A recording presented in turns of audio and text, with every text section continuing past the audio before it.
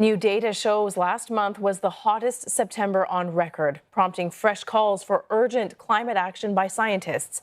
The toy industry has historically been criticized for its reliance on fossil fuels and plastics. Earlier this month, toy makers from across the world gathered in New York for the annual Toy Fair. But with sustainability on many consumers' minds, retailers are having to think outside the box and prove they're not playing around. Sally Patterson has more.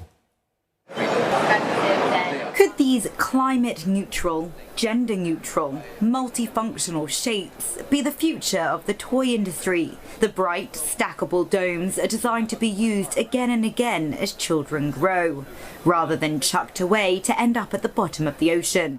They're made of a new eco-friendly plastic.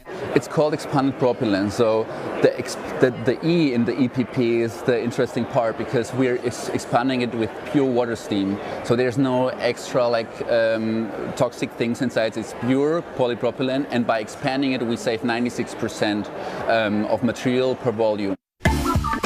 They can also be recycled. Their creator hopes this model could set a mold for the industry. It's a long way, but we're trying to accelerate that movement by showing that it's possible. They may be planet-friendly, but they don't come cheap, at almost $200 per set.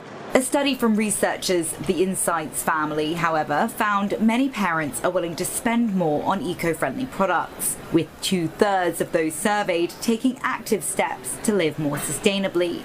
90% of toys worldwide are still made from plastic, and 80% eventually end up in landfills, according to the Yale Environmental Review. Industry leaders have been trying to think outside the box, imagining alternative materials, like this range made from bamboo and plant-based plastics. They noticed that in the toy industry there weren't a lot of sustainable items, but people want that. They want that for their kids, they want them to learn about sustainability, but they also want it for the products that they use daily. While some companies are turning to wood, it isn't a perfect substitute, with deforestation a major contributor to climate change. So many businesses are working to reduce their impact. We've been planting trees for the last 20 years.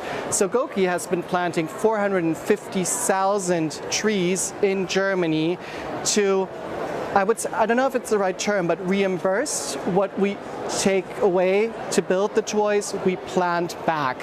In recent years, calls have grown for major players to wake up and smell the roses. Lego's been toying with renewable resources and has committed to achieving net zero by 2050. But just last month, it was forced to abandon plans to replace oil-based plastics with recycled ones after finding out this actually caused more carbon emissions, not less.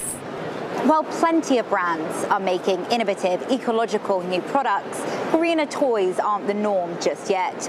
But with household names promising to do better, the toy industry could produce the building blocks to a more sustainable future. Sally Patterson, CNA, New York.